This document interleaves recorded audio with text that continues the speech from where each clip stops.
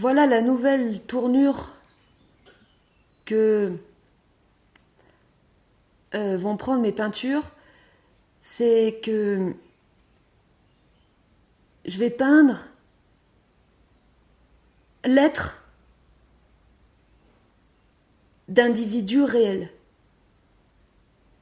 C'est-à-dire que jusque-là, je faisais des dessins spontanés euh, sans, sans modèle. Et, et maintenant, j'ai envie de représenter l'essence d'une personne. Parce qu'en fait, l'être, je vais parler dans cette vidéo, je vais reparler de l'être, de la manière dont je peux verbaliser ce qu'est l'être. Euh, c'est notre essence dans le sens, notre substrat en fait. Je le dis comme ça me vient. Euh, Comme si on prenait tout ce qu'on était, on le pressait et le jus qui sort. Voilà. Enfin, c'est au niveau subtil, quoi. Parce que si tu le fais vraiment, c'est du sang et des boyaux qui vont sortir. Euh, Là, le sang, c'est la vie, en fait, aussi. Et l'être, c'est la vie. C'est le principe de vie éternelle, cette quintessence. Et ce dont je vais parler dans cette vidéo, c'est que justement, l'être a un aspect à la fois universel et singulier. Et moi, c'est ça qui me passionne. Universel parce que c'est le principe de vie éternel et singulier parce qu'il s'exprime dans chaque et parce qu'il est différent en fonction de chaque individu. Là, présentement, je m'adresse à toi, individu, potentiellement intéressé par acquérir un portrait de ton être par moi, Elodie, une icône personnalisée. La fonction de ces icônes personnalisées, c'est d'être des antidépresseurs. Ce que j'ai observé chez les personnes qui font du travail sur elles-mêmes, ce qui leur manque le plus dans leur vie, c'est la fantaisie. Bon, il n'y a pas que les personnes qui font du travail sur elles-mêmes, en fait. C'est peut-être ce qui manque le plus dans ce monde, la fantaisie et la légèreté.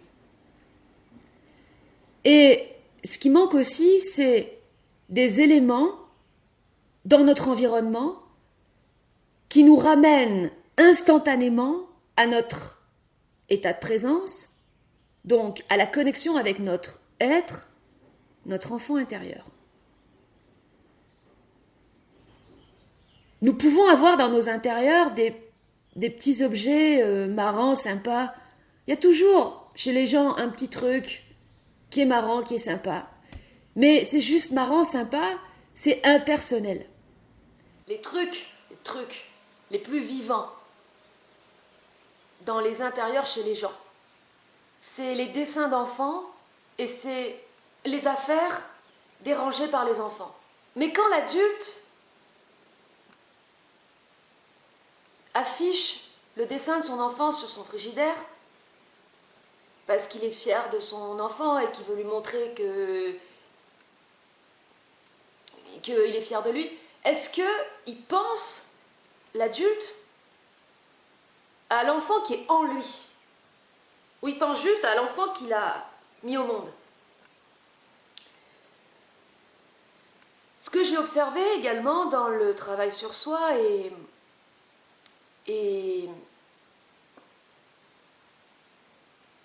dans la déformation professionnelle induite par les diverses activités que les gens exercent, c'est que il y a une perte, une disparition de la naïveté.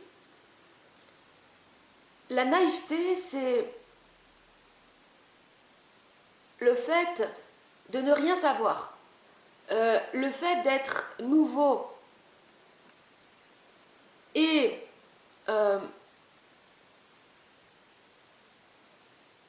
quand tu réalises quelque chose de nouveau, ou quand tu vas vers le nouveau, tu es obligatoirement naïf. Parce que tu n'as pas de repère, tu n'as pas de marque, tu n'as pas de mémoire.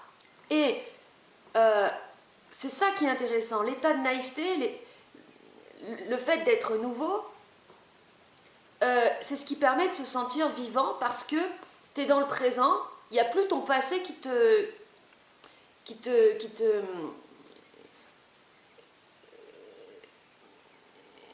t'envahit. Aujourd'hui, avec la dépendance aux réseaux sociaux, ce qui se passe dans ce phénomène, c'est que le passé, les photos souvenirs, toute ton histoire devient ta vie. C'est ça qui se passe. La vie, c'est quoi? Est-ce que la vie, c'est ce que tu fais? C'est ce que tu as? Non, la vie, c'est le principe de vie, c'est l'être, c'est le fait d'être, tout simplement. Donc, ça a à voir avec le présent. On ne peut pas se définir par le passé, on peut que se définir par le présent, l'état de présence, le principe de vie, par l'être. Et donc, ces icônes personnalisées ont pour fonction de rappeler, en fait, instantanément, par une simple connexion émotionnelle, la personne que ce qu'elle est n'est pas ce qu'elle a été, mais ce qu'elle est en tant qu'être. Ensuite, et donc forcément, c'est naïf, dans le sens où l'être, il est naïf, dans le sens où il est la nouveauté, il est non pas la jeunesse éternelle, mais l'éternel renouveau, voilà, c'est ça. C'est la source, en fait, bon, notre source.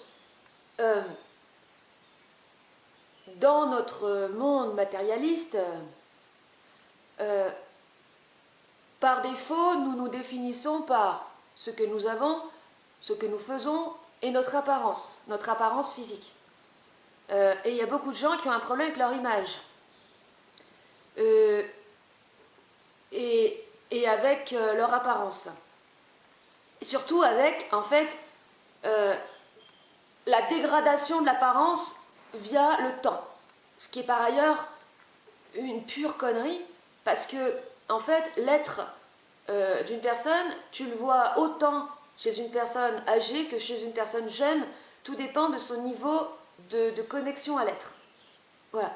Donc, il n'y a que cet aspect en nous narcissique, obsédé par l'image, l'apparence,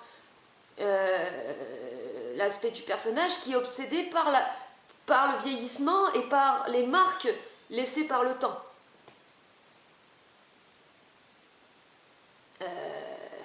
Comme notre corps, c'est une enveloppe, c'est normal qu'avec le temps, elle se transforme un peu, quoi. C'est logique. Tout se transforme, même un bâtiment. Enfin, ici, on dit un bâtiment. Un bâtiment.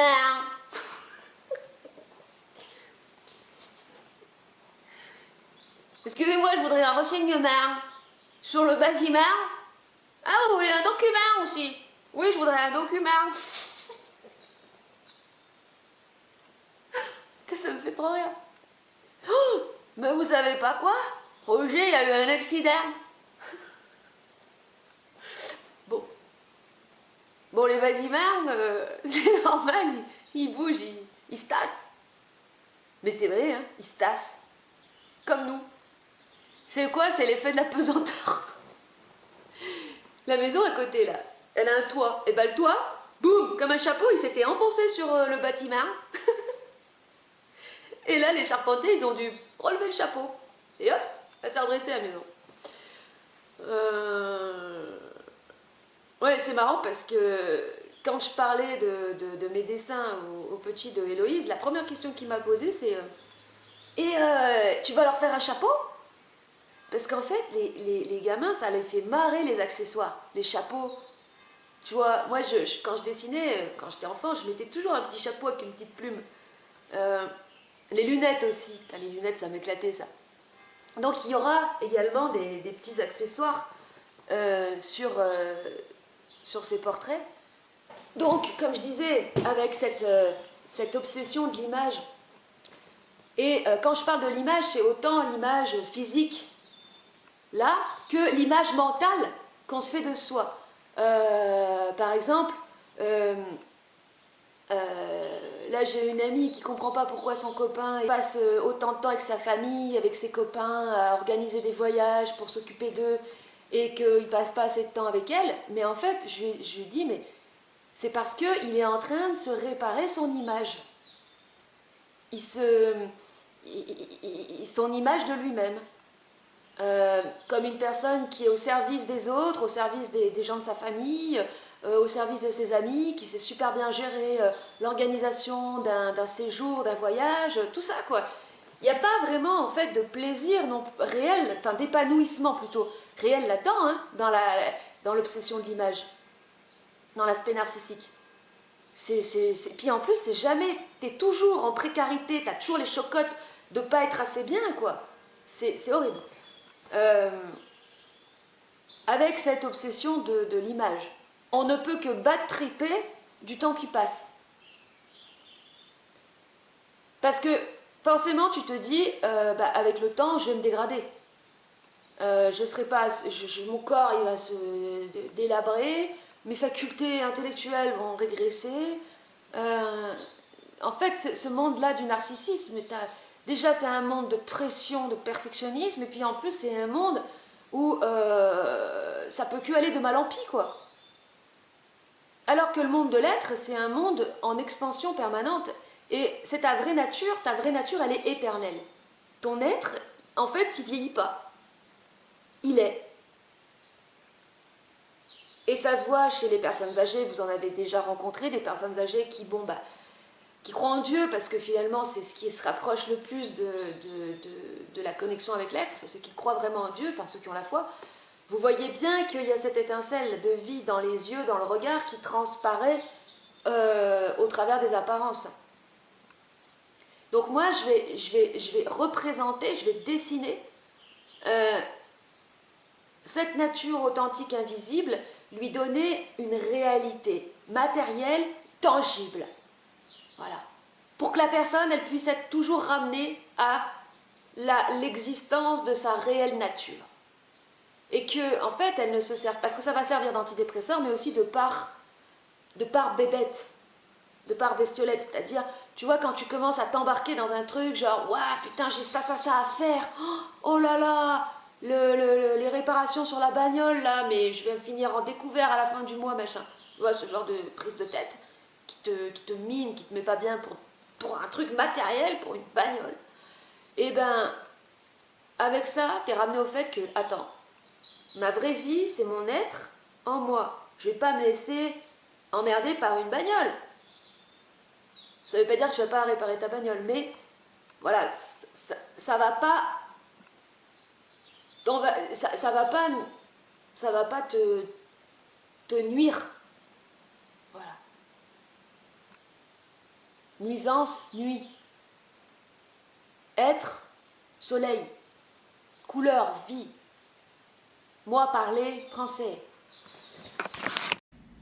Quand j'ai réalisé mes premières peintures, je les avais conçues déjà comme des icônes ayant pour fonction de relier celui qui regarde à son enfant intérieur, à son Dieu intérieur. Parce qu'à la base, l'icône religieuse, ça relie à Dieu, mais Dieu, on ne sait pas trop lequel. Un Dieu extérieur. L'être, ce qui le différencie de l'esprit, c'est-à-dire du concept d'esprit, c'est que c'est pas extérieur, parce que quand on dit l'esprit d'une personne, ou quand on se dit je veux connecter avec mon esprit, on pense à quelque chose d'extérieur, à une entité super puissante, extérieure et super élevée. Ça explique pourquoi les spirituels, ils veulent toujours s'élever, comme des ballons, quoi. Non, l'être, c'est intérieur. Au centre, au cœur, c'est le principe de vie. D'ailleurs, pourquoi on parle du cœur ? Parce que c'est le centre, mais aussi parce que le cœur bat. Quand un cœur cesse de battre, il n'y a plus de vie. Donc, le cœur qui bat, c'est le principe de vie. C'est pour ça que c'est l'être. Ce qui sort de notre corps, c'est comme ça que je le ressens, Quand on décède, c'est pas notre âme. Enfin, notre âme, elle est déplacée. Bon, c'est notre être, c'est notre principe de vie qui est éternel, qui quitte le corps parce que le corps est devenu obsolète. Le corps ne peut plus le supporter. En fait, le corps a une impossibilité à supporter le principe de vie. Je le dis en direct. Le principe de vie qu'est l'être, donc, eh bien, il sort. Voilà. Mais moi, ce qui me concerne, c'est... Enfin, la fonction de ces peintures, de ces portraits d'être, c'est de raviver le principe de vie chez la personne dans son quotidien, dans sa vie. Sur les icônes, derrière, en fait, je prévois toujours un système d'accrochage afin que l'icône puisse être accrochée au mur chez soi, dans l'espace du foyer, de l'intimité, de la maison. Le but, c'est d'avoir un élément visuel qui fait que même quand tu es complètement anesthésié ou en état d'hypnose, l'objet, du fait que tu le vois, va envoyer des impulsions nerveuses à ton cerveau qui va faire que, boum, tu vas être ramené à toi directement. Comment ça c'est possible ? En fait, c'est une technologie. Hein. Comment c'est possible ? Parce que l'objet a été conçu par rapport à un besoin formulé par une personne, c'est-à-dire que s'il y a une personne qui vient vers moi avec ce besoin, déjà, elle manifeste, elle envoie des impulsions nerveuses qui sont l'expression de son besoin, elle envoie une intention, voilà, et moi, je réponds au besoin par la création d'un objet, donc il y a un lien qui s'est établi avec la personne. Ensuite, l'objet est fait pour elle. Je me connecte à son être. Donc en utilisant une photo de la personne enfant et actuelle et avec des éléments que je ne vais pas dire ici, mais des questions que je pose, 3 questions que je pose. À partir de ces éléments, donc moi je me connecte et je réalise un dessin, le dessin tel que je ressens, tel que mon être ressent l'être de l'autre. Voilà.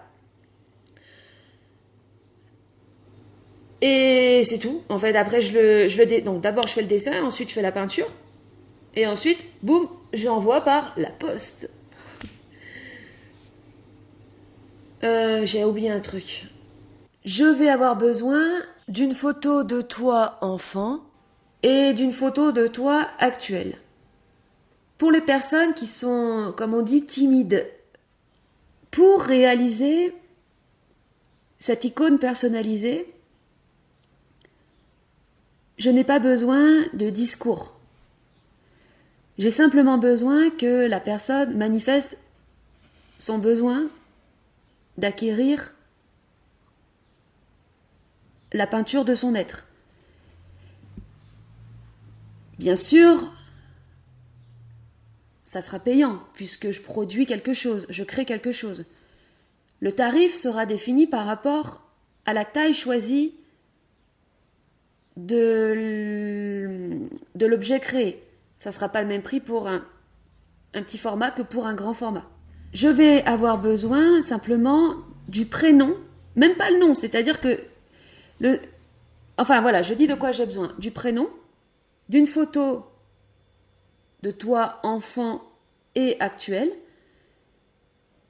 et ensuite je vais poser des questions, 3 questions très simples qui ne requièrent pas de discours, en fait, qui se répondent par un seul mot. Voilà. Surtout pour ce type de création qui passe par la voie télépathique, la voie du ressenti. Une image, ça parle. Surtout les photos de nous quand on était enfant. Ça parle énormément. Ça contient beaucoup d'informations. Si tu es intéressé, tu peux m'envoyer un mail à l'adresse de contact que j'ai mis dans la description. C'est un moyen d'être ramené à soi, à son être, à son enfant intérieur, à son principe de vie, à sa vitalité, à sa fantaisie aussi. Parce que, en fait, j'ai constaté que ce qui nous tuait à petit feu, c'était l'étouffement de la fantaisie et de la légèreté. Ça va ensemble. Et que plus on avançait dans le temps, plus, en fait, on perdait ce brin de folie, justement. Alors, moi, pendant longtemps, justement, j'étais associée à la figure de la folie, de la folle, mais sans capter, sans réaliser que, mais attends, mais le brin de folie, est-ce que c'est pas ça, justement, l'étincelle de vie?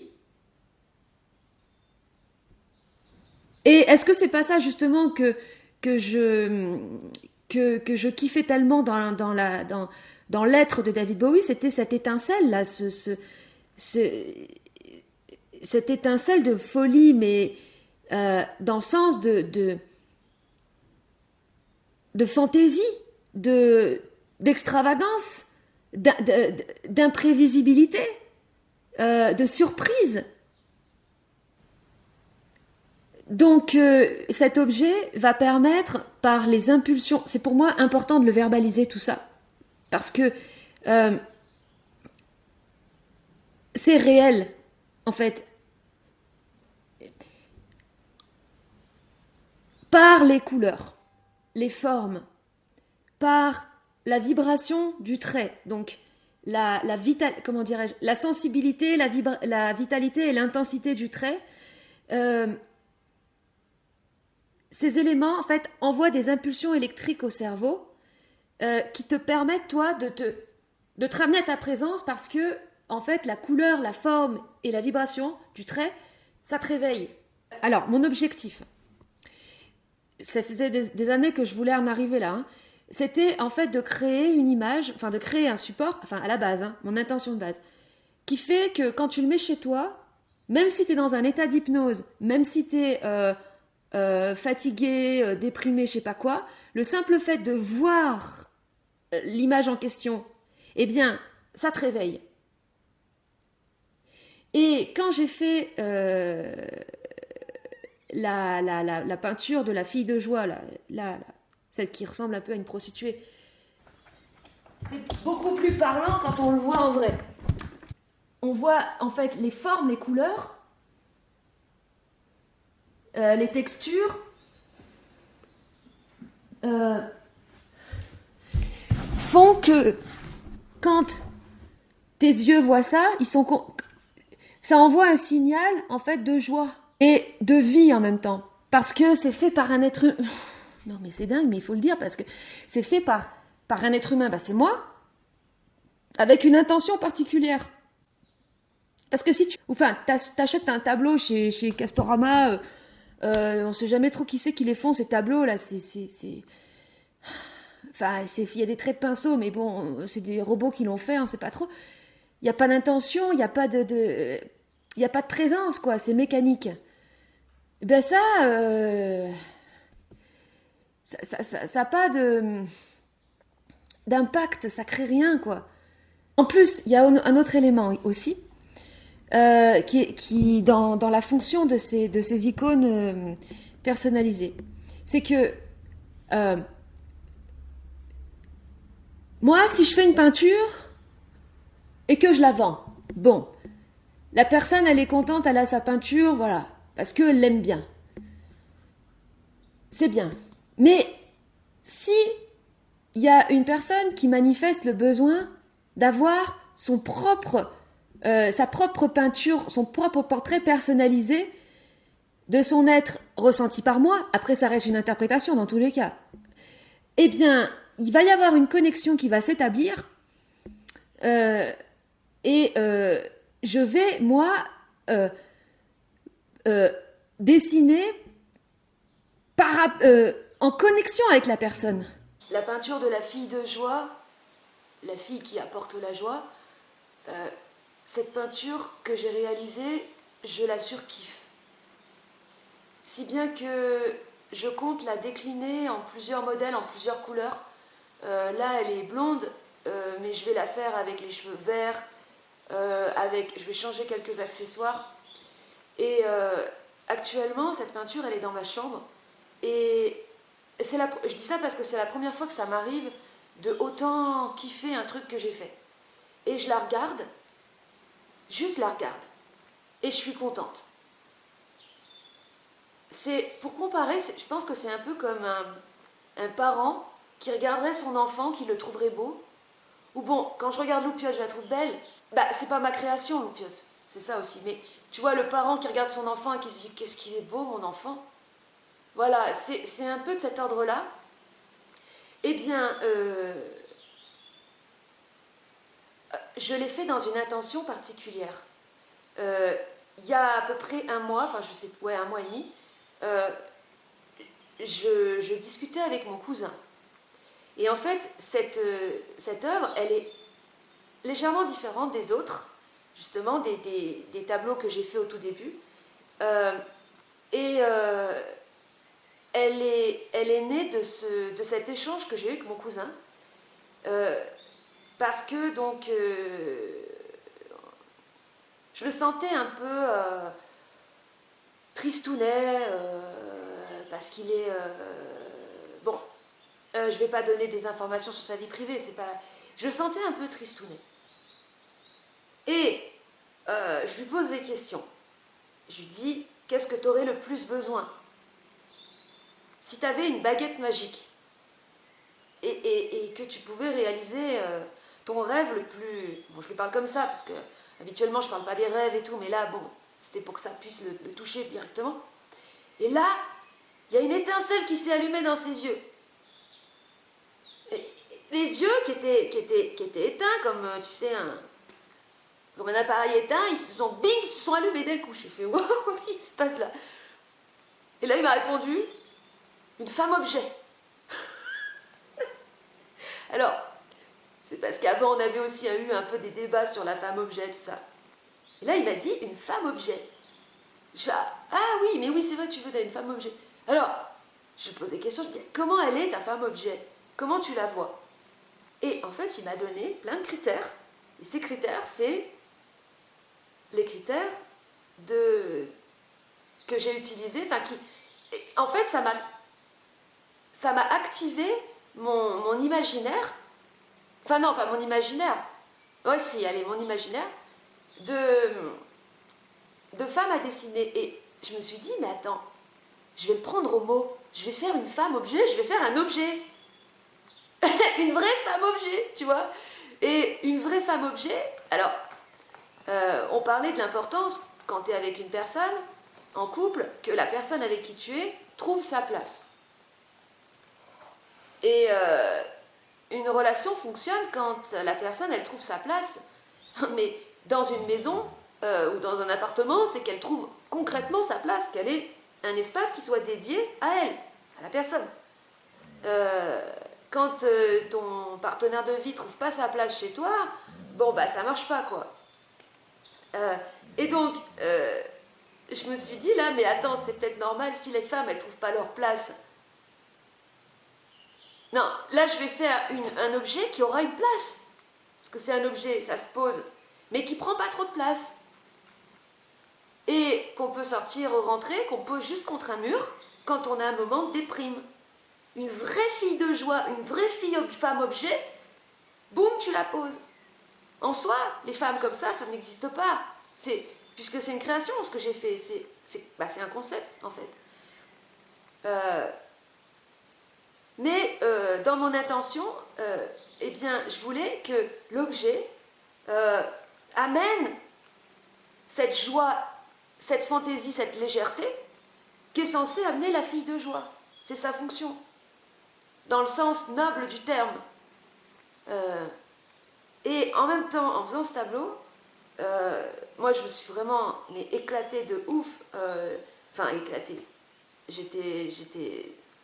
Quand je l'ai vu terminer, que je lui ai mis les cheveux sur la tête, j'étais là, mais c'est quelqu'un. Mais j'ai quelqu'un chez moi.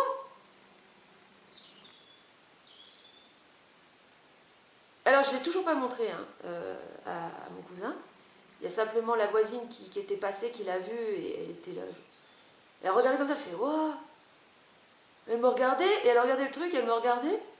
Genre, mais, tu vois le truc de, mais il y a quelqu'un. C'est, voilà. Ben c'est tout. Oui,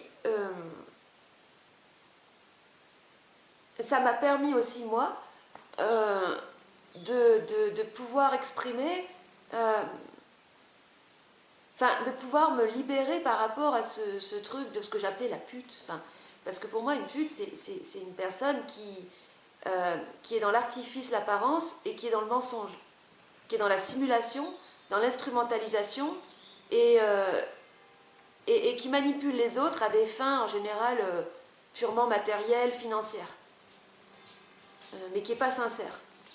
Mais à l'inverse, la figure de la prostituée, parce qu'il y a un film que j'ai vu qui s'appelle La Putain, et le mot putain, c'est un des mots que j'ai plus utilisé dans ma vie. C'est la première insulte que j'ai su dire quand j'étais enfant, donc je la disais tout le temps. J'ai relu des phrases que j'écrivais quand j'étais petite, je mettais le mot putain partout. Pour moi, c'est l'expression de l'intensité, et c'est un mot qui permet d'exprimer toutes les émotions. La joie, putain. La tristesse, putain. L'envie, putain. Enfin, non, ça c'est plus de dégoût. Bon, je vais pas vous faire l'éventail des émotions, mais ça exprime tout. Et la figure donc de la fille de joie, qui est quand même une figure qui a toujours inspiré les artistes, j'essaie de comprendre, mais pourquoi les artistes, ils allaient dans les cabarets et dans ces endroits comme Toulouse-Lautrec, très connu, très... Parce que c'est un environnement, au-delà du fait que tu peux prendre du plaisir, oui, axé sur le plaisir, axé sur justement la fantaisie. Parce que il y a les femmes, aujourd'hui les cabarets qu'on appelle, les cabarets en fait, où il y a que les gens qui se déguisent ou qui se travestissent, on a une possibilité vraiment d'exprimer cette part de fantaisie et cette part de légèreté. Et comme c'est ce qui manque le plus dans ce monde de morts-vivants, de gens qui se prennent au sérieux, perfectionnistes, ultra rigides, tout ce que tu veux, eh bien c'est vraiment un espace de respiration et donc d'inspiration pour l'artiste. Respiration, inspiration, renouvellement. La fille de joie, c'est aussi une jeune femme. Donc elle a cette insouciance de la jeunesse. Et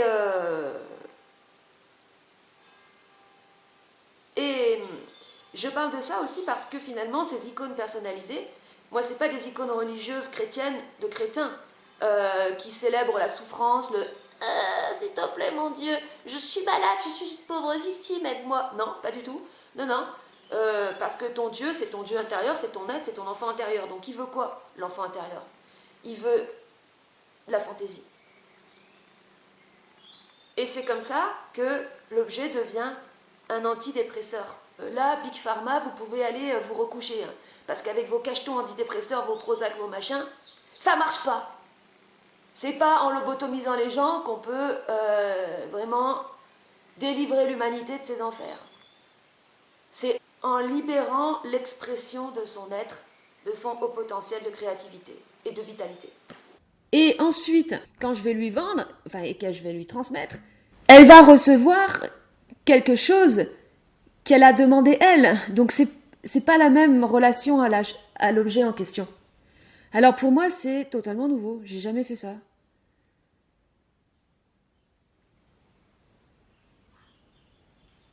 Enfin là, je l'ai fait avec la peinture de David Bowie. Bon, il me l'a pas demandé, vu qu'il est décédé. Enfin, vu que surtout je le connaissais pas, personnellement. Donc là, ça va être encore quelque chose de complètement nouveau. En fait, je réalise que je fais de l'art religieux. Hein. Mais religieux, ça veut dire relier, garer, relier. À quoi tu relis? À quoi? À quoi je relie quoi? Je relie qui ou quoi à quoi? Relier l'individu à son être. Voilà, c'est ça la seule religion qui soit, c'est de se relier à soi. Voilà. Donc là, c'est l'être, l'essence de David Bowie. Et donc, mon idole de toujours. J'ai compris ce que c'était que le channeling, en fait. Enfin, ce que les gens appellent le channeling. Euh, en fait, c'est une communication télépathique avec non pas l'âme ni l'esprit, mais l'être.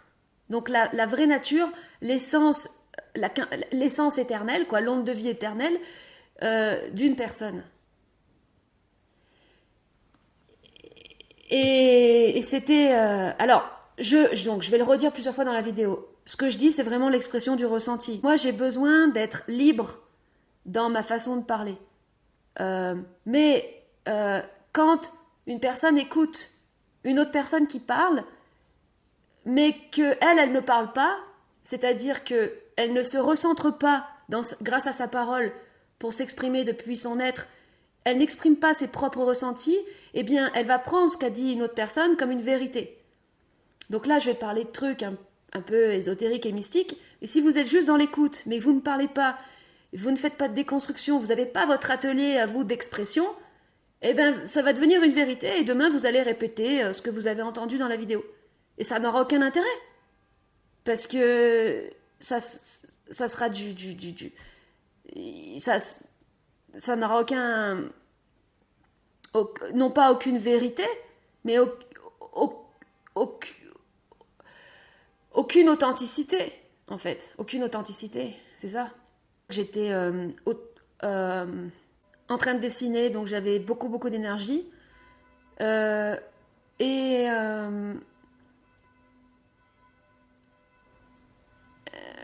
je communiquais, en fait, je posais des questions, mais sans que ce soit des questions. Des questions. Parce qu'en fait, voilà, la communication télépathique, c'est une communication qui se passe de mots, mais il y a des impulsions. C'est-à-dire que tu poses des questions. Pour avoir des réponses, pour avoir un échange, il faut poser des questions. Donc moi, je posais des questions sensiblement. Genre, par exemple, je posais la question, mais à l'être de David Bowie. Hein. Quel était pour toi le but de la vie? Pourquoi t'es venu sur Terre? Qu'est-ce que t'es venu faire? Je lui ai demandé. Et ça, elle me répondait par, euh, par sensation. C'est bizarre. En gros, elle me disait bah, pour surprendre, pour faire des surprises. Parce que quand tu fais des surprises, tu vois, t'électrifies les gens, tu vois, wouh, comme ça. Et ça les secoue, et ça réveille l'onde de vie. En fait, lui, il cherchait à, à, à, à activer l'être dans les gens, à activer cette onde de vie. Il a vraiment, en fait, par contre, ça c'est moi qui le dis. Enfin, après c'est moi qui le dis aussi, parce qu'en fait, la communication, ça fonctionne d'être à être. Donc toi, à partir du moment où tu te connectes à ton être, tu peux communiquer avec tous les êtres du monde. C'est ça qui est ouf, mais depuis soi-même. Et donc avec tous les êtres, hein, c'est-à-dire avec tous les grands principes universels qui sont présents dans tous les gens en fait. Tout le monde a un principe universel en soi, un principe de vie, sinon il n'y aurait pas de vie.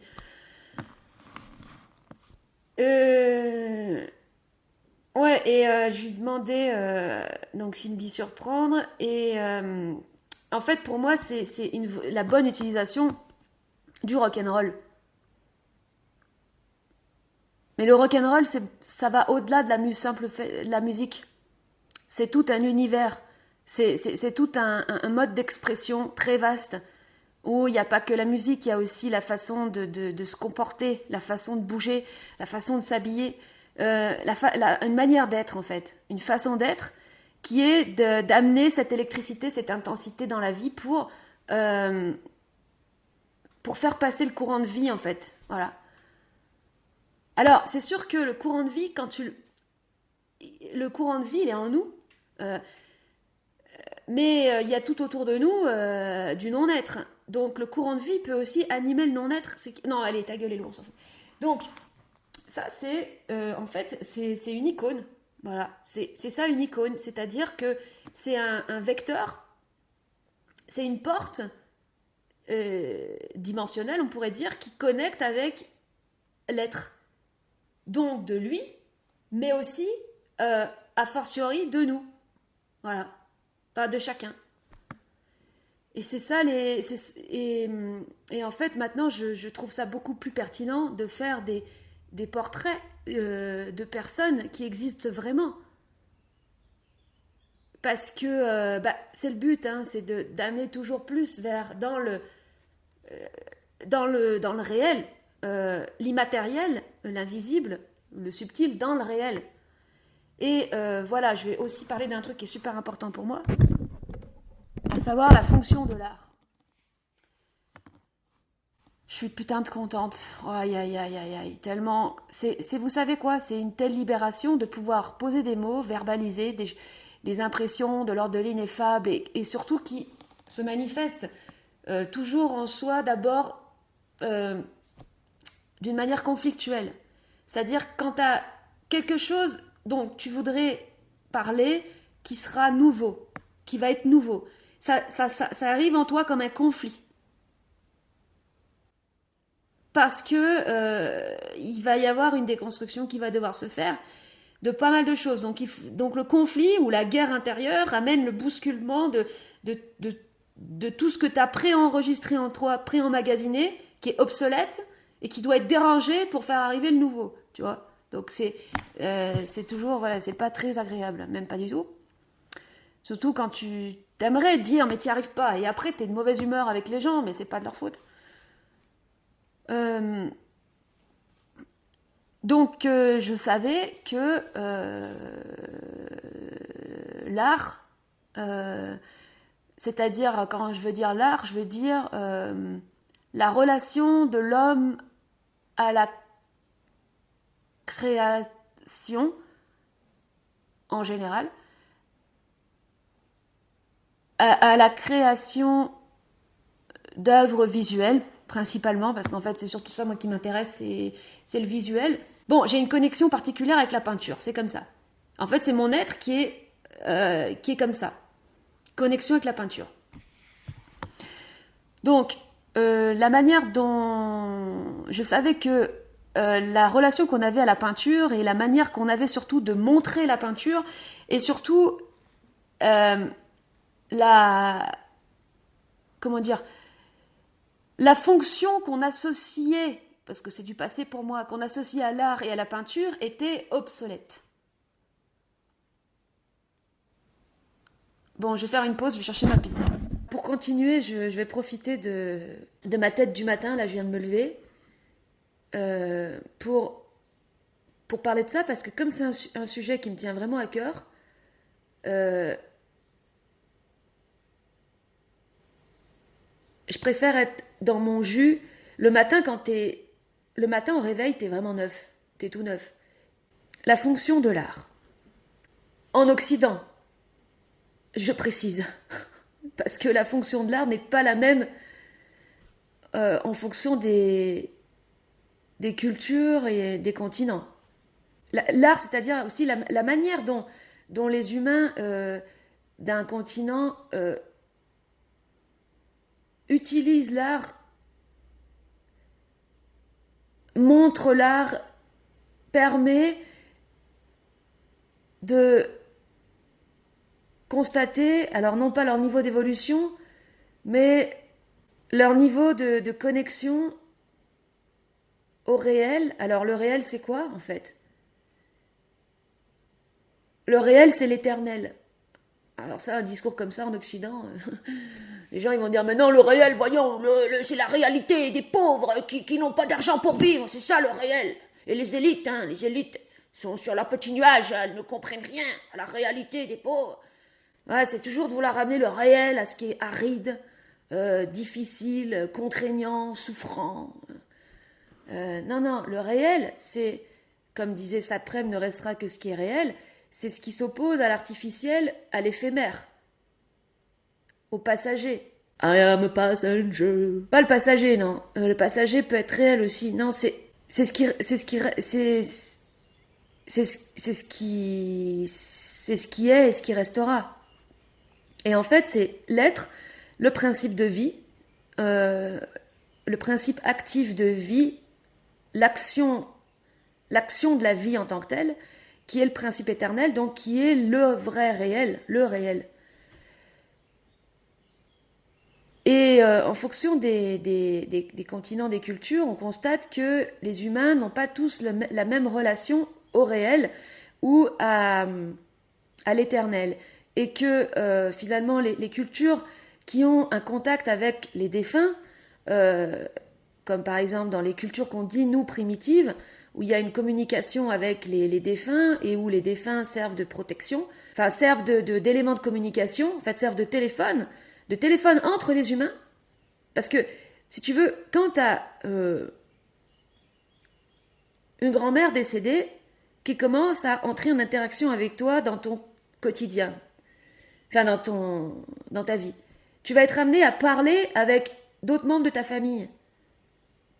Et du coup, en fait, les défunts ont ce rôle de créer des connexions de communication réelle, c'est-à-dire profonde, entre les humains, entre les vivants.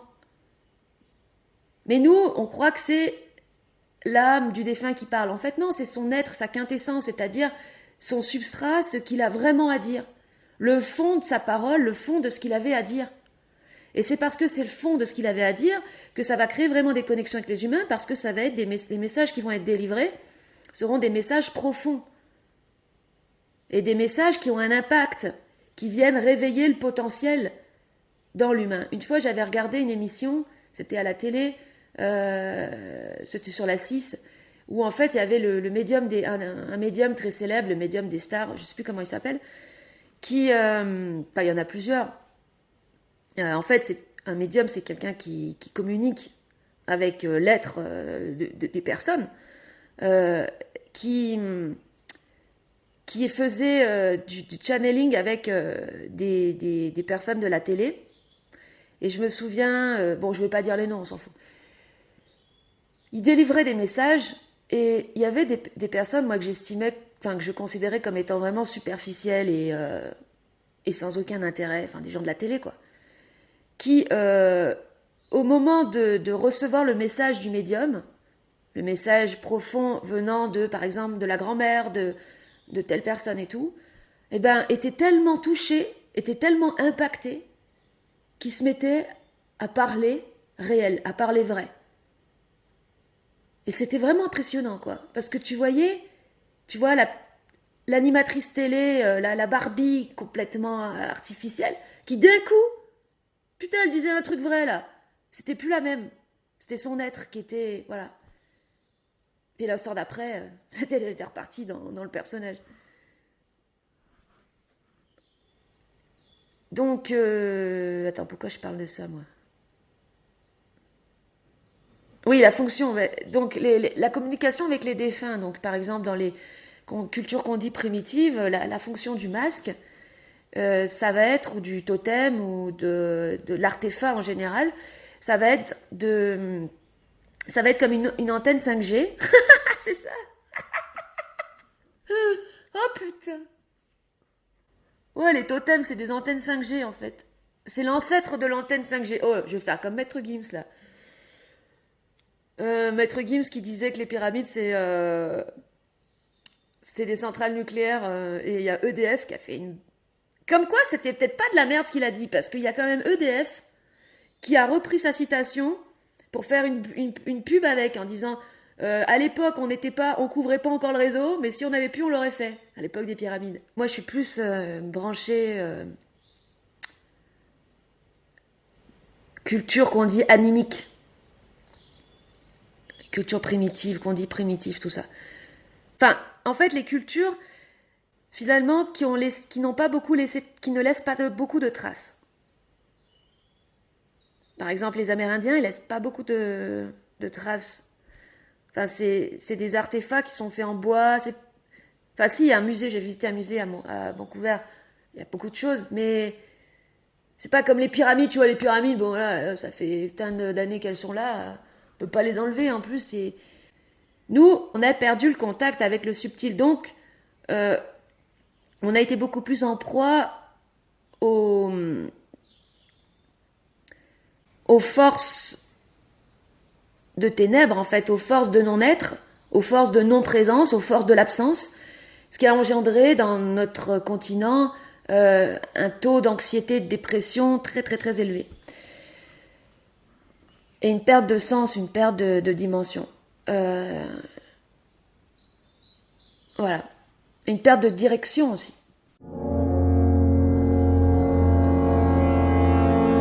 En écrivant le mot White Cube, je réalise qu'il y a le mot white. White, blanc, c'est la culture du blanc. Il y a une chanson de David Bowie qui s'appelle White Light, où en fait il chante de manière très agressive, et ses interprétations scéniques de cette chanson, elles sont hyper agressives. Il montre toujours ses dents, enfin après il se les a fait refaire, donc il n'y avait plus la même dentition, mais ce côté agressif du blanc ou de la culture blanche, c'est cette culture de l'Occident oxydé. Tu vois, le blanc, c'est l'oxydé. Il est oxydé, il est agressif parce que nous, notre culture occidentale, c'est une culture matérialiste, donc qui célèbre l'avoir, qui célèbre le progrès, la technique, la science, qui célèbre en fait les aspects de l'anti-être, les aspects du paraître. Voilà. Donc c'est pour ça que c'est agressif. Et la manière qu'on a de montrer l'art, c'est dans l'espace du White Cube, donc ce dispositif dont je vais reparler après. Les institutions, que ce soit les centres d'art, les musées, il y en a dans le monde entier, ou les galeries, reprennent donc ce code d'exposition, ce dispositif d'exposition, et aussi ces règles, parce que c'est hyper normal, hyper réglé, enfin c'est des règles d'exposition qu'on t'apprend quand tu fais les écoles d'art en fait, une certaine façon de montrer les choses et tout.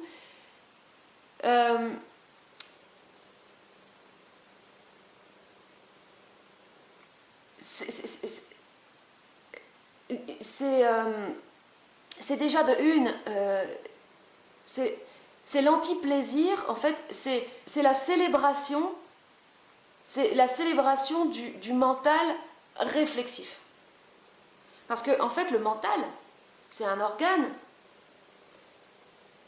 essentiel, en fait, le mental, c'est un organe, c'est la pointe de notre antenne. Nous, on est des antennes. Et avec la tête, on capte, tu vois. C'est un organe de connexion, par la pensée, tu peux te connecter à des gens en étant connecté aussi à toute ton antenne, donc à tous les chakras. Enfin, je le dis comme je le ressens, comme ça. Lumière à tous les étages, comme disait un ami à moi. Lumière à tous les chakras, ils font tous allumer, et hop, ça te fait une antenne. C'est essentiel, le mental. Mais le mental réflexif, le mental analyco-réflexif, c'est un mental, c'est une tête qui est coupée, qui est décollée, qui est séparée. C'est que la tête, il n'y a pas le reste, il n'y a pas le corps. C'est-à-dire que tu ne ressens plus rien, tu ne sens plus rien. Juste tu cogites, tu cogites, tu cogites, tu cogites. Donc ces gens, ils vont dans... Enfin, ces espaces, ce sont des espaces de cogitation. Non, ça ne veut pas... pour réfléchir. Tu vois, donc tu vas sans ton corps, tu laisses ton corps à l'entrée, juste la tête. Et heureusement qu'il n'y a pas le corps. Parce que si ton corps, si ton organe... Le corps, c'est ce qui désigne le fait de sentir, ce qui te permet de sentir, de ressentir. Si tu l'invites dans ces expositions, tu vas rien ressentir parce que c'est vide. Enfin, si tu ressens, tu ressentiras le rien, tu ressentiras non pas le vide de la plénitude intérieure, mais le vide du rien. Parce qu'il n'y a rien en fait. Circuler, il n'y a rien à voir. Il n'y a que des petites saloperies à manger pour le mental réflexif. Alors je vais te raconter une histoire, parce que voilà, j'ai vécu la guerre, machin. Ah non, je vais te faire une grosse installation gigantesque d'un coucher de soleil. Il y a un artiste qui fait ça, très connu. Il fait des couchers de soleil, c'est des installations. Ouais. Ben sinon, tu vas dehors dans la nature, tu vois, il y a un soleil, tu peux le voir, c'est pas la peine d'aller. Voilà. Alors, tu vas avoir celui qui va maîtriser une technique de ouf pour faire de l'hyper-réalisme. Tu vas avoir celui qui va faire de l'ultra-minimalisme, tu vois. Mais c'est encore du formalisme. Tu vas avoir quoi, que des trucs où il n'y a pas de fond. Mais le mental, lui, il n'a pas de fond, en fait, le mental. Le fond, c'est l'être, c'est le cœur. Et c'est pour ça que ça attire des gens qui veulent juste tac, tac, tac réfléchir, mais que des personnes qui veulent sentir, elles n'y vont pas dans ces endroits. Parce qu'il n'y a rien à sentir. Ou alors il y a des trucs à sentir dans le sens, ah oui, cette œuvre elle a une odeur, et puis alors voilà, machin, mais oui, mais enfin c'est. En fait, pour faire une comparaison, ce serait comme un univers méga aseptisé. Il y a ça aussi dans ce côté chez l'Occident, en Occident, Occidé, c'est l'hyper-aseptisation. On a aseptisé, quand je dis que l'homme moderne a emprisonné la vie, ça veut dire qu'il a tué la vie, mais la vie, c'est pas les arbres qui poussent, les animaux, les chiens, les chats. C'est la vie, c'est l'être, c'est le principe de vie éternel. Donc, il est dans l'éphémère du rien. Et c'est dans ces espaces aseptisés qui ont emprisonné, qui ont détruit la vie, ça, en fait, indirectement, ça empêche aux personnes qui sont en contact avec leur être de rentrer parce qu'elles ne peuvent pas être appelées à rentrer là-dedans. En fait, t'as pas envie de rentrer là-dedans, en fait, tu vois. C'est comme ceux qui, je sais pas si vous êtes, il y en a qui s'intéressent aux élémentaux, aux esprits de la nature, tout ça. Bon, attention parce que c'est un peu dangereux tout ça. Mais bref, tu sais bien que voilà, il y a des endroits dans lesquels les élémentaux, les petits lutins, ils vont pas. Ils vont pas parce que il n'y a pas de possibilité de vie quoi à ces endroits-là.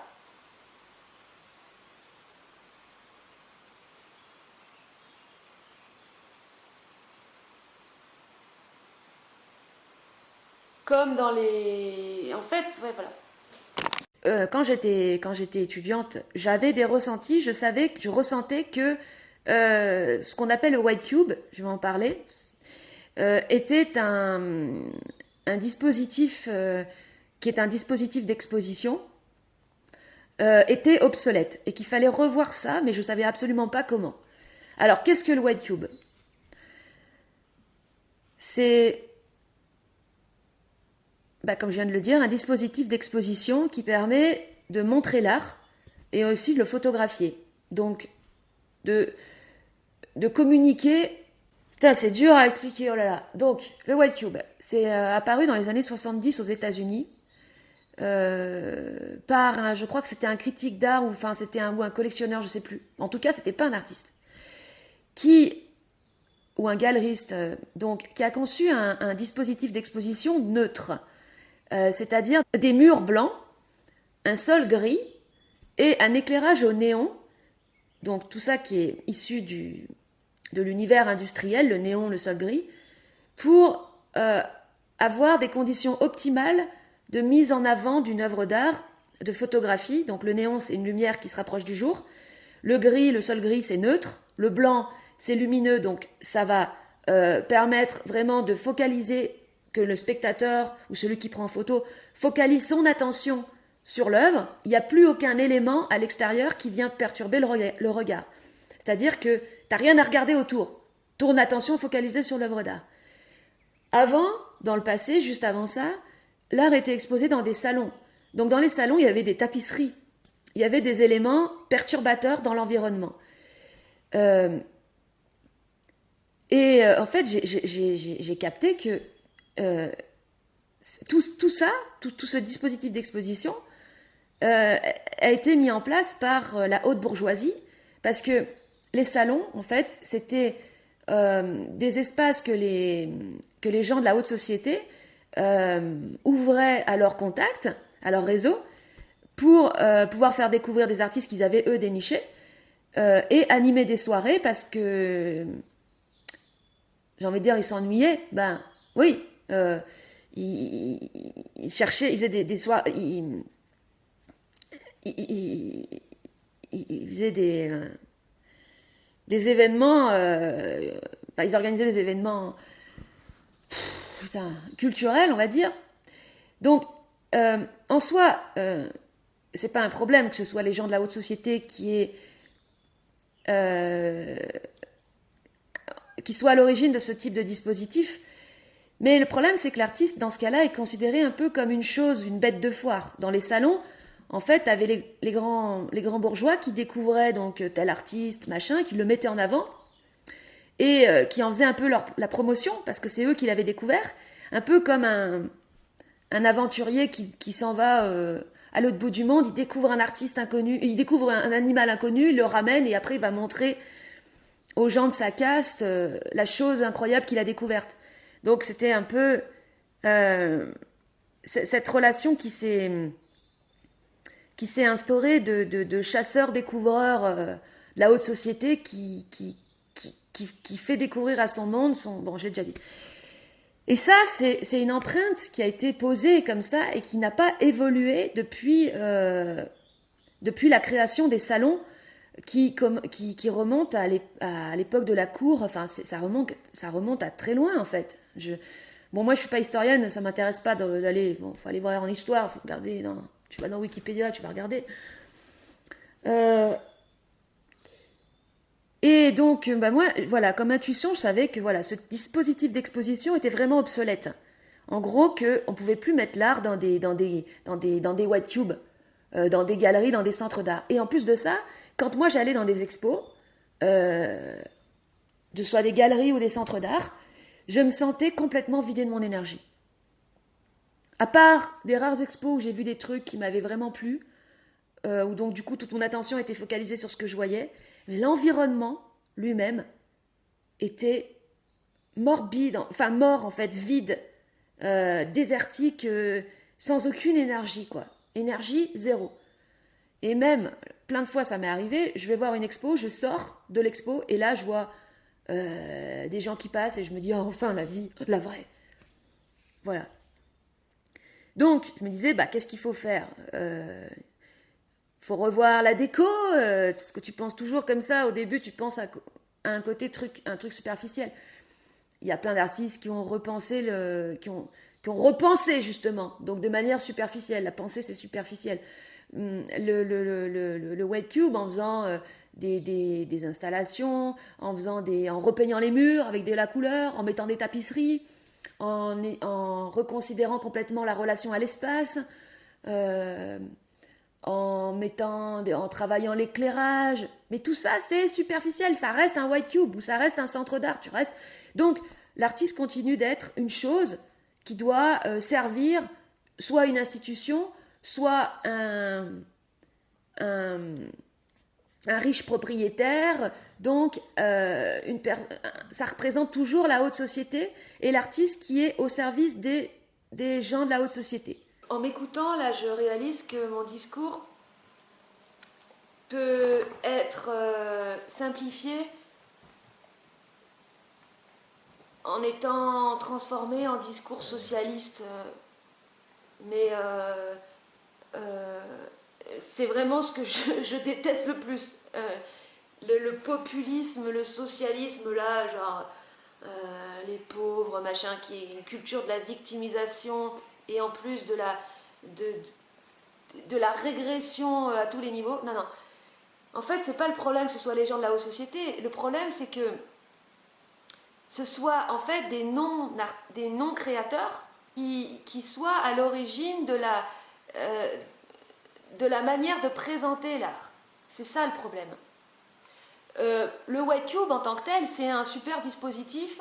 Moi-même, je l'utilise comme dispositif de mise en espace de mes peintures pour pouvoir établir une relation particulière de la personne physique spectateur qui va voir ce que je fais. Et ça sera toujours à utiliser, c'est juste un espace vide en fait, un espace vide où on peut projeter des choses. Mais cet espace doit être à 100% doit être à 100% investi par l'artiste. Voilà. Pareil pour le vernissage. Le vernissage, en fait, c'est le moment, l'instant de rencontre, la première confrontation, la première rencontre de la personne physique avec l'objet créé, avec l'œuvre de quelqu'un. Donc c'est un instant qui vient s'inscrire, qui vient s'imprimer dans une temporalité, qui va permettre d'établir une connexion émotionnelle d'une personne physique avec l'œuvre et aussi avec l'artiste, l'individu, quoi. Donc c'est un moment vraiment très très très très important. Et aujourd'hui, le problème, c'est que les vernissages, ça aussi, ça doit être investi par l'artiste. Mais alors, il y en a qui l'ont fait, mais c'est une catastrophe qu'ils ont fait. C'est une catastrophe. C'est une catastrophe. Limite, ça devient du Patrick Sébastien, c'est de l'animation. Attention, Patrick Sébastien, c'est super. Mais ce que je veux dire, c'est que c'est parce que c'est Patrick Sébastien. Mais, non, putain. Alors, le vernissage. Ce sont des... Ça doit être en fait un moment de présence. Il y a des personnes qui se rencontrent. Moi, ce que j'ai constaté, c'est que dans ces moments-là, les gens parlent de tout sauf de l'art. Parce que c'est par défaut un espace qui est investi par l'aspect narcissique dans l'être humain. Et en fait, c'est ça, c'est que tant que c'est pas l'être, la nature authentique, et que les individus n'ont pas fait un cheminement de reconnexion à leur être ou d'accouchement de leur être, c'est par défaut l'aspect narcissique. Donc, ces vernissages, c'est l'endroit où tous les narcisses des gens viennent démesurer, tu vois, narcisse version maxi amplifiée. Et donc forcément, il n'y a pas de substance dans ce qui est dit. C'est du superficiel. C'est le bal des âmes errantes, le bal des vampires, le bal des âmes qui... Souvent, vous avez remarqué quand il y a des événements mondains, bon, le vernissage ou sinon des soirées, c'est que les gens, ils se déguisent. Mais attention, le déguisement, ça peut être super, hein, mais je veux dire, ils mettent des accessoires. Tu vois, ils mettent des... ils aiment bien mettre des trucs, par exemple, les nanas vont mettre des costumes scintillants, des machins pour... Et je me disais, mais... Et une fois, j'avais une vision comme ça, je voyais des gens complètement perdus qui étaient rien. Mais qui étaient rien. C'était juste des personnages vides qui sont rien. Ben, quand t'es rien, tu peux juste exister en capturant le regard avec des conneries, genre, allez, je mets un petit masque et là je mets une petite plume et... Mais ça, en tant que tel, tu vois, les costumes, les couleurs, l'exagération, ou la nudité, ou tous ces aspects excessifs dans l'humain, c'est génial, mais pour célébrer la vie, pour créer des interactions, mais si c'est dans un but narcissique, il n'y a pas de création en tant que telle. Ça produira rien d'autre que de l'ennui sur le long terme, en fait. C'est dur à dire. Donc, le vernissage, comment ça doit être conçu? Comme un moment où les gens qui viennent déjà ferment leur gueule. Alors, bon, ferment leur gueule de personnages et sont là en présence et sont attentifs à eux-mêmes, et viennent sans savoir, viennent en laissant leur conception de côté et se contentent de ressentir. Parce qu'après, je vais en parler par rapport au savoir. En fait, le savoir, c'est le fait de... Le savoir se développe par la sensation. Donc d'abord l'expérience, le vécu, le fait de sentir. Ça commence par là. Et l'expression, même la verbalisation, ça commence par le fait d'exprimer ce qu'on ressent, mais il y a en fait une telle dénaturation de ce moment par l'aspect du paraître, du narcissisme et tout, que en fait je me suis dit, mais que pour pouvoir mettre ça en place, Il faudrait carrément créer un dispositif, c'est-à-dire pendant les vernissages, mettre des nouvelles règles. Genre, par exemple,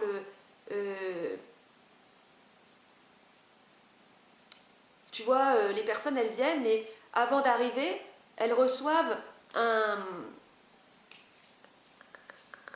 des indications sur la manière, sur des choses que tu as le droit de faire et pas de faire. Tu es obligé, en fait, de passer par là. Et après, proposer un moment de parole où chacun peut exprimer ce qu'il ressent et où il y a une véritable écoute. Parce que ces moments, c'est des poulaillers, c'est de la cacophonie, il n'y a même pas aucune écoute. Et c'est pas intéressant du coup, c'est ça qui est... C'est jamais intéressant en fait, c'est emmerdant ça. Alors qu'en fait, à partir de n'importe quelle exposition, de n'importe quelle chose qui se crée, qui se montre, il y aurait tellement de choses à dire et à partager. Parce que ça commence par là, le partage. Et la vraie communication, la communication réelle.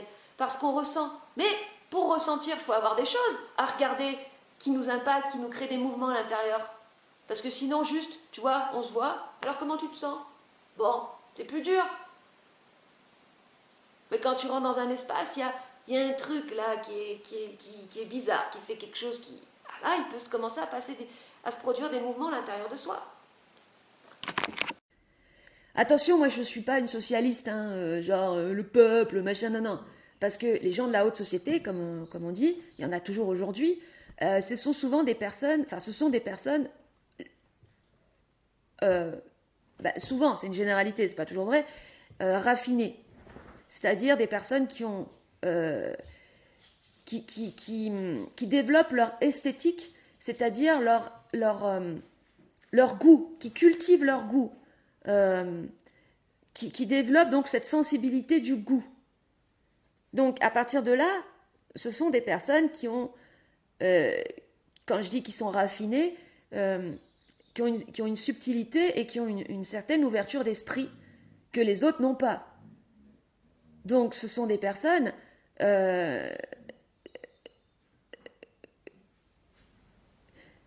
moi, ce que j'ai observé aussi, quand en plus elles s'intéressent à l'art, c'est que, en plus d'avoir le raffinement, la culture et l'ouverture d'esprit, ce sont des personnes qui n'auront pas de jugement, qui ne seront pas dans le jugement. Et ça, c'est le propre des gens qui sont concernés par l'art, c'est que ils n'ont pas le temps de juger, parce que, en fait, juste, ça les intéresse pas, en fait. Quand tu juges, tu fermes des portes. Et eux, ils veulent s'ouvrir l'esprit. Tac. Donc, la fonction de l'art. Donc, voilà. Je savais qu'avec ce dispositif du White Cube, on faisait fausse route. Et d'ailleurs, ça a expliqué pourquoi, depuis les années 70, l'art n'a pas évolué. Alors, moi, je me disais, mais putain, c'est quoi qu'il faut? C'est la guerre. Parce qu'au final, dès qu'il y a des guerres sur un continent, après, il y a du renouveau. C'est-à-dire qu'aujourd'hui, il n'y a plus de renouveau. Les gens font une esthétique de la chute et du désespoir et de la ruine. On est dans la culture de la chute, mais c'est-à-dire, tu vois, quand tu fais par exemple, quand tu fais un tableau, là, je découpe mon truc, j'ai des chutes, c'est-à-dire des morceaux qui restent. Et bien, aujourd'hui, les gens, ils prennent ces chutes et ils font des assemblages avec. Ils font tout ça. Ils prennent des objets du quotidien, des bouts de machin, donc on est aussi il y a un problème aussi, c'est qu'on est dans une explosion des médiums, donc des modes d'expression. Alors, soit par exemple, ça c'est peinture sur bois, c'est un mode d'expression, vidéo c'est un mode d'expression, c'est un médium, aquarelle c'est un autre médium, installation c'est un autre médium, et aujourd'hui les artistes ils vont dans toutes les directions, dans tous les médiums. Ce qui fait qu'au final, ils font des trucs qui ressemblent à rien, comme par exemple quand tu prends toutes les couleurs, tu les mélanges, ça fait marron, ça fait caca. Donc esthétique de la chute ou aussi esthétique du rien, esthétique du... Tu vois, là je regardais en peinture, ils font des trucs, c'est beau visuellement. C'est juste des formes abstraites, un peu naïves, mais c'est vide, c'est complètement creux, c'est complètement superficiel. Il n'y a pas de substance dans... C'est décoratif. Alors bon, Bah c'est cool, tu mets ça chez toi, c'est décoratif. Mais c'est tout. Voilà, c'était tout. Alors, là, il y a un problème. Parce que, il y a un problème, quoi. L'art a une fonction. L'art, c'est quoi?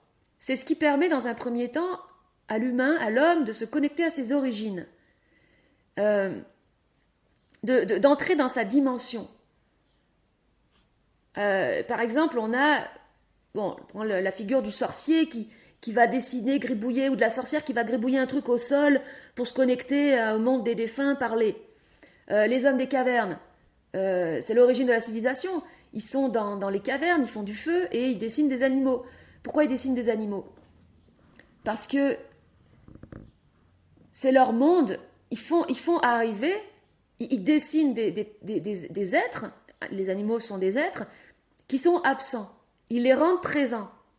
Ils rendent présent ce qui est absent. En utilisant et donc, ils utilisent les reliefs sur les parois et ils rendent présents des êtres absents.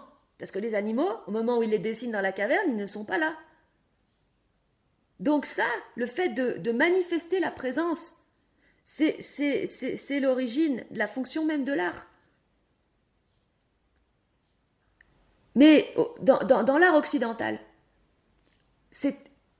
il n'y a plus de présence, aucune. Il n'y a plus que de l'absence, c'est-à-dire quand je parle du culte du formalisme ou de l'artifice, c'est pour dire que tout ce qui est fait, tout ce qui est montré, tout ce qui est créé, n'est plus du tout, n'est plus l'expression d'aucune présence de quoi que ce soit.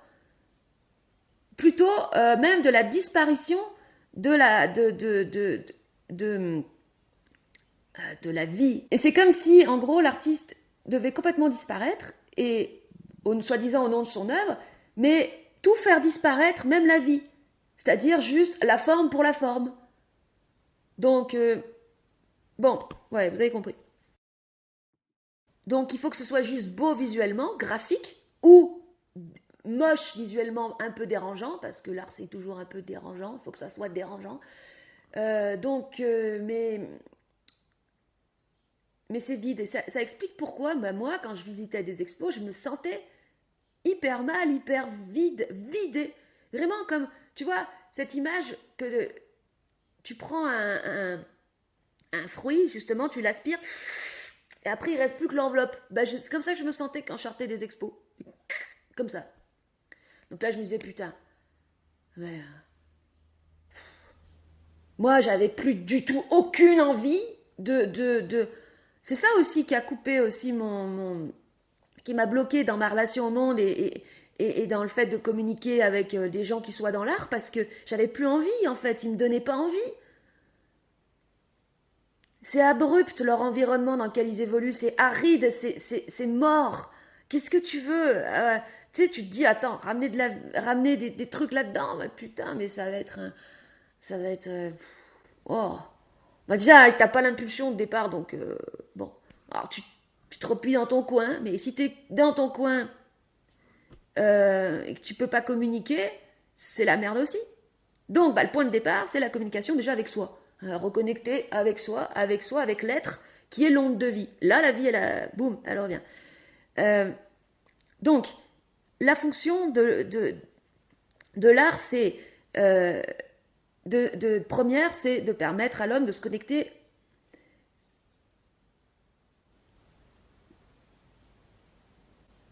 à son origine, qui est son être, son principe de vie, son principe créateur.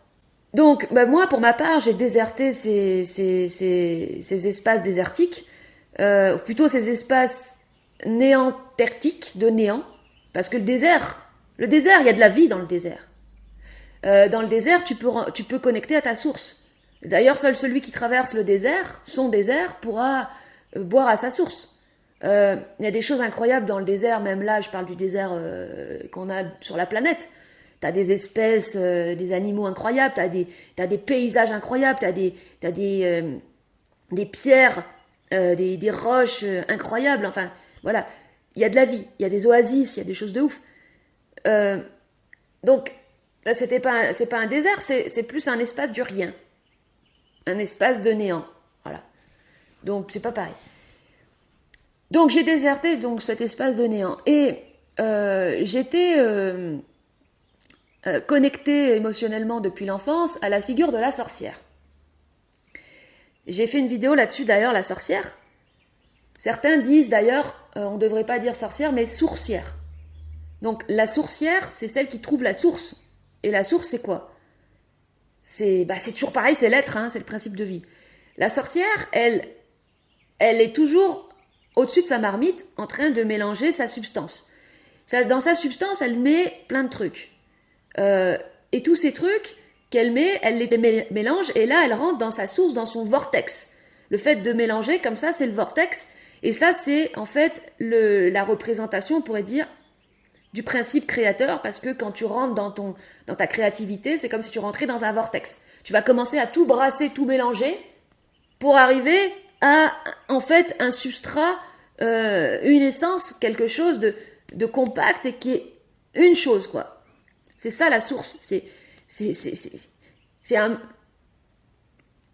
substrat, une essence, ouais, comme une huile essentielle. Et donc la sorcière aussi, elle est chez elle. Alors c'est une femme, c'est la figure féminine, mais c'est pas un principe qui est réservé aux femmes. C'est un principe féminin qui est présent aussi dans l'homme. C'est juste le principe féminin. Elle est dans sa maison, donc dans son foyer. C'est-à-dire que le foyer, ça représente en fait l'intériorité. Le fait de s'intérioriser, d'être chez soi, donc en soi. Et elle est indépendante, c'est-à-dire que la sorcière, c'est une femme qui vit seule. Elle n'a pas un besoin des autres. Et ça, c'est important. Comme dans sa constitution, elle peut prendre toutes les apparences possibles et inimaginables. Elle peut être repoussante, comme elle peut être hyper canon. Ça peut être une jeune femme hyper sexy. Moi, c'est ce que j'adorais chez les sorcières quand j'étais petite. Ça me fascinait, ça. Le fait de pouvoir repousser et en même temps, d'un coup, tu changes et ah non. Genre, du coup, ça leur fait bugger le cerveau, tu vois. Et elle rit, en fait, on l'entend rire aux éclats, et son rire est pénétrant et terrifiant en même temps. Parce qu'en fait, il est électrique. David Bowie, c'était une sorcière. Hein. Il avait cet aspect-là. Enfin, il n'y avait pas que ça, il avait plein d'aspects, mais il y avait cet aspect-là en lui qui était très, très fort. D'ailleurs, il était très. Enfin, pour avoir de la créativité, il faut avoir une polarité féminine exacerbée, en fait. Il faut être hyper connecté à sa polarité féminine. Ça explique aussi l'aspect androgyne. Aujourd'hui, là, la figure de la sorcière, c'est pris par les féministes. Les féministes, elles sont dans des débats d'idées sociétaux, de vengeance, de trucs. C'est pas intéressant, ça. Ce qui est intéressant, c'est le fond, c'est l'énergie, c'est les principes. Le principe d'une... ce que Spinoza appelait la monade, c'est le principe d'une chose. Quel est son principe? Oh, mais c'est cloche, mais putain, mais c'est tout le temps! Tout le temps! Ils avaient arrêté le clocher, là ils l'ont remis, mais on dirait que c'est le phénix du clocher, quoi. C'est tout le temps les cloches, tout le temps les cloches. Vous les avez pas entendues à 8h, bing, bing, bing. Allez, à midi, bah, puis après, toutes les heures, toutes les demi-heures. Des fois, je suis là, je commence à faire un audio, boum, la cloche. Là, putain.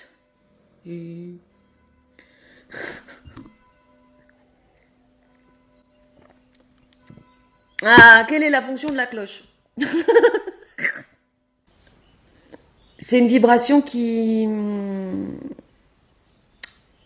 ouais, qui te ramène à toi. Tu vois, genre, t'es là, t'es dans ton truc, et la cloche, oh, ah oui. Nous, en Occident, comment réactualiser notre relation à l'art? Comment la réorienter? Parce que là, c'est fini, là, l'orientation présente dominante, c'est fini, quoi. Il y a plus de nouveau depuis des années, ça peut pas se renouveler, donc c'est bouché. Eh bien, en fait, je dirais, pour ma part, c'est que déjà, la redéfinition, c'est au niveau de sa fonction. Et au niveau de l'endroit où il est exposé, placé plutôt, je dirais. La fonction, c'est de communiquer. L'art doit servir de communication, d'outil de communication entre les êtres, pour permettre aux êtres de communiquer entre eux depuis leur être, depuis leur intériorité. C'est en ce sens que j'avais conçu l'objet unique, qui est en fait un dispositif dont j'ai pas encore parlé, j'ai pas encore pris le temps de parler, qui est un protocole de création qui consiste en fait à fabriquer 7 morceaux, 7 parties, concevoir 7... Bon, je vais pas en parler là parce que là j'en ai jamais parlé, je suis en train de galérer à parler. 7 machins, 7 morceaux de trucs, les assembler, donc faire un objet composite avec 7 trucs, pour pouvoir parler, expliquer à un proche, donc une personne avec qui on vit, ou une personne qui fait partie de son quotidien, expliquer ses choix sensibles pour avoir une parole qui s'ajuste par rapport à sa sensibilité et ainsi avoir un point de connexion avec l'autre. Ramener aussi dans le présent, parce que quand on est juste à parler avec l'autre, on veut parler de ses souffrances et tout, c'est toujours le passé, c'est toujours... Là, ce serait quelque chose qui serait... Bon, j'en parlerai après. Outil de communication des êtres entre eux vis-à-vis de leur intériorité et de leur sensibilité. Donc, ensuite, le lieu non pas d'exposition, mais de monstration, on pourrait dire ça, ça peut plus être la galerie, même si ça peut toujours servir, en fait, pour avoir une visibilité quand même, mais en tant que visibilité uniquement. Mais parce qu'en termes de fonction, c'est la maison, c'est l'espace du foyer. Et en fait, quand j'ai fait mes premiers tableaux, ces présences, je les voyais comme des objets, des icônes, qui se mettent dans la maison pour pouvoir faire que la personne qui vit dans la maison où il y a ça, elle soit, en voyant le tableau, ramenée, même inconsciemment, c'est-à-dire même si elle est dans un état d'hypnose, même si elle est, la ramener toujours à son enfant intérieur, à son état de présence. Et ça faisait des années que je cherchais justement, que j'avais ce besoin de créer quelque chose visuellement, qui juste visuellement, bam, te connecte directement, te ramène à toi-même. Et je savais, oh, putain, au début, je disais, il faut que je fasse ça, j'en ai besoin pour moi, mais qu'est-ce que ça va prendre comme forme? Parce qu'au début, je me disais avec ma tête, avec ma base de données, je vais faire un fond blanc, il y aura un point noir au milieu, puis on verra le point, et le point, il te ramène. Mais en fait, c'est comme dans les églises, le truc rouge, tu vois, ça veut dire la présence, ça. Mais bon, c'était pas funky, mon truc, là, c'était mortel, quoi, le point noir, ouais, génial.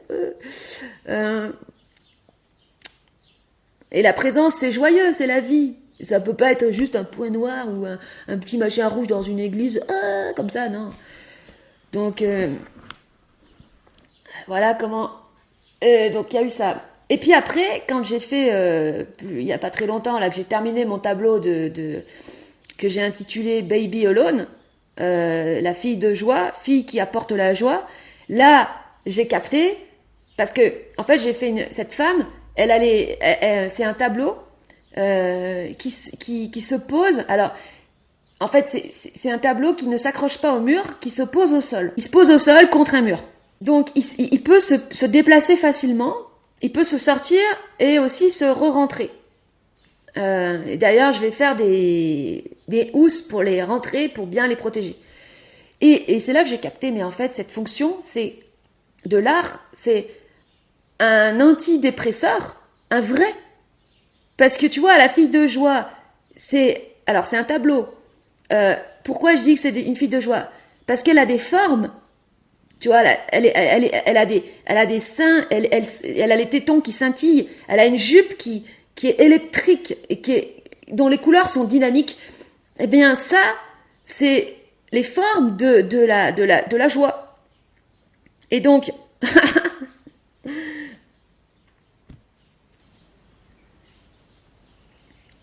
ça d'intérêt, ce truc, que si c'est chez toi, en fait. Parce que c'est chez toi que tu déprimes, que t'es pas bien et que t'as besoin de ça. Mais aujourd'hui, ça se passe comment avec l'art? C'est que ce sont des collectionneurs qui collectionnent des trucs. Des fois, ils les montent même, ils les mettent, ils s'en servent pas. Ils les laissent dans leur collection pour la spéculation. Là, ils font spéculer ça avec des spéculoos dans la cave, tu vois. Et ils en sortent deux, trois chez eux, mais pour faire quoi? Pour faire bien. Pour que quand il y a des gens qui viennent chez eux, ah, t'as vu, j'ai j'ai ça. C'est tout. C'est que ça. Est-ce qu'il y a une vraie fonction là? Non. Enfin, il y a une fonction. Non, pas une vraie fonction. Est-ce que ça va créer un mouvement à l'intérieur de la personne vraiment? Non. Puis surtout, les œuvres, par exemple, qui créent vraiment des mouvements à l'intérieur de toi. T'as pas envie de les mettre chez toi. Parce que c'est trop... Ça te brasse trop, ou c'est trop... Tu vois. Alors, du coup, qu'est-ce que tu vas mettre chez toi? Juste des trucs décoratifs. Mais décoratif, c'est juste décoratif. La déco, qu'est-ce qui se passe avec la déco? C'est bien la déco. Mais au bout d'un moment, la déco, tu finis par l'oublier, tu vois. Là, par exemple, moi j'ai un petit machin avec un petit oiseau, là, truc, bon. Bah, je le vois plus à force. Tu vois, et donc, euh, là, le but, c'est que les formes et le signal que ça renvoie à l'inconscient, au cerveau, ramène la personne à son état de présence, à son enfant intérieur, à son être, à son principe de vie. Et c'est de là, c'est cette fonction de l'icône initiale de connecter le spectateur à Dieu, mais là c'est pas Dieu extérieur, c'est le Dieu intérieur de l'enfant. Euh, ça n'a de place que, je le redis, dans l'espace de la maison, du foyer. Parce que dans un musée, s'il faut que tu ailles dans un musée pour te connecter, bah d'abord il faut que tu payes ta place, ou déjà il faut que tu prennes une voiture, tu te déplaces, et enfin ça va pas.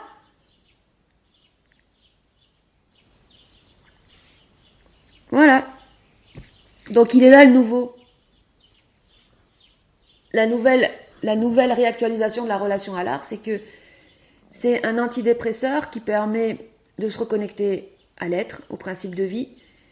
Et ça se passe chez soi. C'est destiné au foyer. Et c'est pas juste décoratif. Parce que quand les gens disent « Oh bah ça j'aime bien mais je le mettrai pas chez moi », qu'est-ce qu'ils entendent par là? Je le mettrai pas ça chez moi pour décorer. Bah oui, mais là, tu veux juste évoluer dans un décor, quoi. Ta vie, c'est de construire un décor. Bon. Pourquoi tu fais pas du théâtre plutôt, tu deviens pas scénographe, t'as vu? Non, mais bon, je vais faire une pause, je vais me laver.